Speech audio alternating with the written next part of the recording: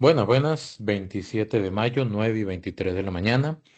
El día de ayer, los magistrados de la Corte Plena, el máximo órgano del Poder Judicial, tenían que analizar el caso o discutir el caso de trasladar una acusación contra el presidente de la República desde el Poder Judicial hacia la Asamblea Legislativa para ver si le quitan o no la inmunidad al presidente y enfrente un proceso judicial.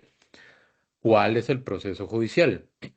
El proceso judicial es o nace en la acusación que hace la Fiscalía General de la República, comandada o liderada por Carlos Díaz, una acusación en la que se establece o se indica o se acusa o se estipula que el presidente de la República intercedió o presionó de alguna manera a Cristian Bulgarelli para que con un contrato que se le iba a asignar con el BCIE, le transfiriera una cantidad de dinero a Federico Cruz Choreco. Ok, ese delito se llama concusión. Ese es el delito que le endilga o le atribuye la Fiscalía General de la República al presidente Rodrigo Chávez. Esa acusación se llevó a la sala tercera. La sala tercera hizo un informe, digámoslo así, y posteriormente lo remitió a la Corte Plena. Repito, el máximo órgano del Poder Judicial compuesto por 22 magistrados. ¿Qué pasó en la Corte Plena el día de ayer? 16 magistrados decidieron inhibirse, ¿ok? 16 magistrados decidieron inhibirse y un suplente, un magistrado suplente, también decidió inhibirse, lo que nos dejaba únicamente 6 de los 22 magistrados sin solicitud de inhibición. Aquí la pregunta es, ¿qué es inhibición? Entonces, me di a la tarea de buscar la definición correcta de lo que significa inhibición para compartirle y poder entender esto. Posteriormente haré un par de comentarios y finalmente les voy a proyectar una publicación que hizo el abogado José Miguel Villalobos. Dice, cuando un magistrado se inhibe de conocer un expediente judicial, significa que decide apartarse del conocimiento de un caso específico, debido a que considera que existe alguna causal de impedimento que podría afectar su imparcialidad o competencia para juzgarlo. Es decir, viene el caso y dice, no, yo no puedo ni conocer este caso. Yo me aparto completamente. ¿Por qué? Hay dos causales. Considera de que no va a ser imparcial, que hay un tema ahí que afecta a esa persona directa o indirectamente y su voto no sería totalmente objetivo y parcial. Entonces, ante esa posibilidad de no ser imparcial, decide alejarse o considera que no tiene la competencia para juzgarlo. Competencia podría ser la experiencia, el conocimiento, la profundidad sobre el caso o un caso de ese tipo. Entonces prefieren mantenerse al margen. Habría que ver cuáles son justamente esas consideraciones de cada una de estas 17 personas para decidir inhibirse. Yo creo que lo justo, lo correcto, lo transparente sería que estos magistrados digan, yo me inhibo por este tema o por esta situación, por esta circunstancia, por este motivo, y que lo haga público. ¿Por qué? Porque este caso en particular es de una trascendencia incluso democrática gigante. Estamos hablando del presidente de la República, de una acusación que ha llegado justamente a la Corte Plena y que podría derivar, si la Corte Plena lo decide, podría derivar en un traslado del caso a la Asamblea Legislativa para que un grupo de 57 políticos, no abogados, no jueces, políticos, decidan bajo criterios políticos si se le remueve o se le levanta la inmunidad al presidente de la República para enfrentar ese caso en específico. Esa es la situación. El día de ayer se llevó a cabo una sesión en la Corte Plena donde se dio a conocer que 16 magistrados titulares o propietarios y uno suplente decidieron inhibirse. Voy a compartir en la descripción de este video un enlace donde se ve justamente la interacción en la que justamente también el magistrado presidente de la Corte Suprema de Justicia dice, yo me inhibo, hay 16 que estamos inhibidos más uno suplente. ¿Ok? Orlando Aguirre, presidente del Poder Judicial. Pero también habló quien podría presidir la Corte Plena si en el determinado caso de que se aplicara justamente la inhibición de estas personas, y es Fernando Cruz. Y él dijo dos cosas, ahí está el video. Primero, que hay interés o la solicitud, ¿verdad? O la posibilidad de que los interesados pidan audiencia. ¿A quién se refería con los interesados? Al presidente de la República y a su abogado José Miguel Villalobos. Y ahora lo vamos a ver justamente en la publicación que hizo José Miguel Villalobos. Y por otro lado dice que ese tipo de cosas es lo que los deteriora. ¿Y a qué se refería con deterioro? Yo me imagino que son dos opciones. Una, o los deteriora a nivel de la capacidad para poder votar porque no tienen quórum, tienen 16 personas propietarias que no quieren hacerse cargo del caso, o los deteriora a nivel de imagen del Poder Judicial. ¿Por qué? Porque ¿cuál, cuál es la impresión que está dejando? ¿Qué dicen en redes? ¿Qué se dice en redes de parte de la gente, del pueblo? Se dice de que habría que ver cuántas de las 16 personas, 17 en total con el suplente, que se inhiben de atender este caso, tendrían que, de alguna u otra manera, someter su reelección como magistrados a la próxima Asamblea Legislativa. Porque la próxima Asamblea Legislativa, según las estadísticas y números al día de hoy, 27 de mayo, va a estar integrada por una gran cantidad de diputados relacionados o representantes de la continuidad del gobierno actual. ¿Ok? Oficialistas, digámoslo así. Y con esa cantidad de diputados se tendría que decidir la continuidad o no de, si no me equivoco, son 14 magistrados. Hay 16 inhibidos.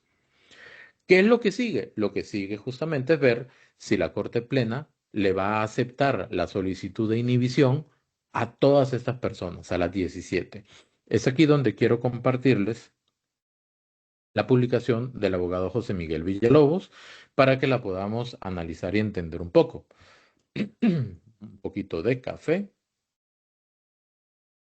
Y vamos, dice. Las inhibitorias de la mayoría de los magistrados titulares y de algunos suplentes para conocer la acusación del fiscal Díaz en contra del presidente Chávez para decidir si se envía la solicitud de remoción del fuero al Congreso, es decir, el levantamiento de la inmunidad, en otras palabras, impidieron que se iniciara la discusión del documento. O sea, no pueden discutir el documento, la acusación que mandó el fiscal Carlos Díaz, porque hay una gran mayoría de magistrados que no quieren formar parte de ese proceso o que no pueden formar parte de ese proceso, y hay que saber por qué. Dicho sea de paso, hay una solicitud de que esta discusión sea privada, que no se transmita. No sé por qué, pero seguimos. Continúo, dice, de previo a ello se deben resolver si las razones que se dan para no participar de esa deliberación, o sea, los que están solicitando inhibirse, que es lo que se conoce como inhibitoria, son pertinentes o no, y ello le corresponde al resto de los magistrados no inhibidos.